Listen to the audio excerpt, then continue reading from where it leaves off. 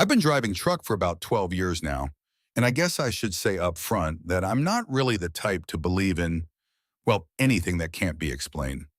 My ex-wife used to watch all those ghost hunting shows, And I'd just sit there rolling my eyes while she got all worked up about some creaky floorboard or whatever. So when people ask me about what happened on that run through Nevada 2 years ago, I usually just change the subject because I know how it sounds. But I've been thinking about it more lately, maybe because my daughter's getting older now, asking me about wanting to ride along sometime. And every time she brings it up, I get this knot in my stomach thinking about her out there on those empty highways at night. Which is stupid, right? I mean, I've done thousands of runs since then. Nothing's happened. But still, so I was hauling a load of electronics from Sacramento to Denver. Standard run, nothing special. Left Tuesday morning, planning to push through Nevada overnight and hit Colorado by Thursday. I'd done this route maybe 50 times before. I-80 through Nevada is pretty much the most boring stretch of highway in America. Just flat desert for hours and hours. During the day, you can see mountains way off in the distance, but at night, it's just your headlights and the road, and that's it. I usually like the night driving, actually. Less traffic, cooler air, good time to think or listen to podcasts. I had this whole setup with downloaded shows that would last me basically the whole trip. True crime stuff mostly, which is probably ironic given what I'm about to tell you. Anyway, I stopped for dinner in Reno around 6 p.m. Had a burger at this truck stop I always hit. You know the one, with the big neon cowboy sign that's missing half the bulbs. The waitress there knew me, always gave me the corner booth where I could keep an eye on my rig. I remember she was telling me about her son starting college, how proud she was. Normal stuff. Got back on the road around 7:30. Sun was just starting to set, turning everything orange. I was feeling good, making decent time. Tank was full, load was secure, weather was clear. Sometimes you get these perfect driving nights where everything just clicks. The sun went down completely around mile marker 320, somewhere between Lovelock and Winnemucca. That's when you really feel how empty that stretch is. No towns, barely any other trucks, just you and the road in this huge black sky with more stars than you ever see back home. I was listening to this podcast about some unsolved disappearance in Oregon, getting kind of absorbed in it, when I saw the guy. He was standing right at the edge of my headlight range, maybe 200 yards ahead, just standing there on the shoulder facing the road. Had his thumb out, classic hitchhiker pose. Now, I don't pick up hitchhikers. Company policy, insurance reasons, plus it's just not safe anymore. But I always feel a little bad when I see someone stranded out there, especially in the middle of nowhere. So I usually at least slow down, see if they look like they're in real trouble, maybe call it in if they seem hurt or something. As I got closer, I could see him better. Tall guy, wearing jeans and a dark jacket, had a backpack at his feet, white guy, maybe 30s, brown hair. Nothing unusual about him, really. He didn't wave or anything when he saw me coming, just kept his thumb out, very casual. I slowed down a little, but I wasn't going to stop. As I passed him, I got a good look at his face in my mirrors. Just a normal-looking dude. Maybe a little tired, but who isn't out there at night? I felt that usual pang of guilt for not helping, but you can't help everyone, right? Kept driving, went back to my podcast. The host was talking about how the missing woman's car was found 3 days later with the keys still in it. And I was trying to figure out if I'd heard this case before. About 20 minutes later, I saw him again. Same guy, same spot, or at least it looked like the same spot. One stretch of desert shoulder looks pretty much like another him out there. Same clothes, same backpack, same pose. Thumb out, just waiting. That's when I got this weird feeling in my chest, not panic or anything, just confusion, because I knew it couldn't be the same guy. I'd been doing 65, 70 miles an hour for 20 minutes.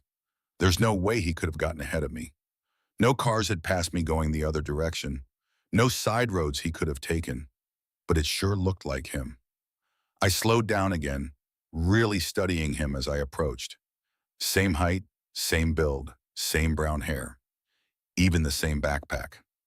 As I got closer, he turned to look at my truck, and I swear it was the same face, same expression, kind of neutral, impatient. I was gripping the steering wheel harder now, leaning forward to get a better look. My heart was starting to beat a little faster, though I was telling myself there had to be an explanation. Maybe it was just a similar-looking guy. Maybe I was more tired than I thought. It had been a long way, but as I passed him, watching in my side mirror, I saw him turn and start walking back the way I'd come. Just walking casually down the shoulder, hands in his pockets, like he had somewhere to be.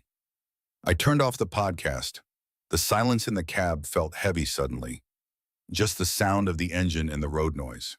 I kept checking my mirrors, but the darkness swallowed him up pretty quickly. I tried to rationalize it, told myself it was two different people who happened to look similar. Nevada's got its share of drifters and transients. Maybe they even knew each other, traveled together sometimes.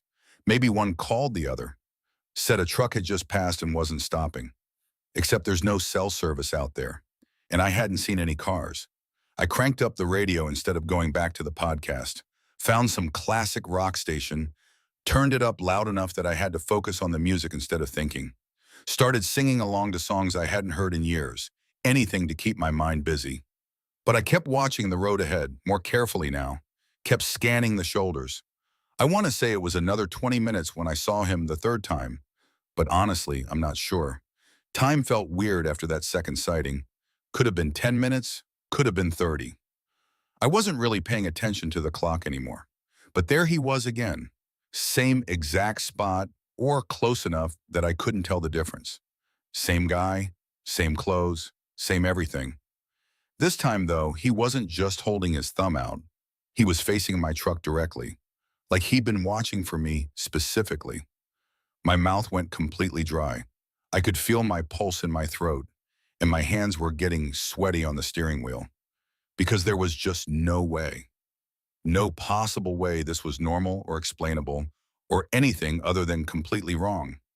I slowed way down this time, maybe 40 miles an hour. I needed to see his face clearly, needed to know for sure. As my headlights hit him, he smiled. Not a friendly smile, not a grateful, hey, thanks for stopping smile. Just, I don't know how to describe it, like he was pleased about something, like everything was going according to plan. And that's when I knew, deep in my gut, that I was not stopping. I was not slowing down any more than I already had. I was getting past this guy, and I was getting the hell out of there. I pressed the accelerator, felt the truck lurch forward. As I passed him, he turned his head to follow my truck, still smiling. In the mirror, I watched him raise his hand, not waving goodbye, just raising it, palm flat, fingers spread, like he was showing me something. That's when I really started to panic. My breathing got shallow and quick, and I could feel sweat beating up on my forehead despite the air conditioning. I kept looking in my mirrors, expecting to see him walking again, or maybe just standing there watching my taillights disappear. But he was gone, just gone. Empty road behind me, empty road ahead. I drove the next 100 miles doing 80, 85 when I could get away with it. Kept the radio loud, kept the windows cracked so the cold air would keep me alert. Every few minutes I checked the mirrors, checked the road ahead, but I didn't see him again. Stopped for gas in Elko around 2 in the morning. I was shaking when I got out of the cab, actually shaking. The attendant asked if I was okay, said I looked pale. I just said I was tired, needed coffee. But while I was fueling up, I asked him if he'd had any other truckers come through that night, talking about hitchhikers on 80. Guy looked at me like I was crazy, said he hadn't seen many trucks at all that night, and nobody mentioned anything about hitchhikers. I didn't sleep much the rest of that trip.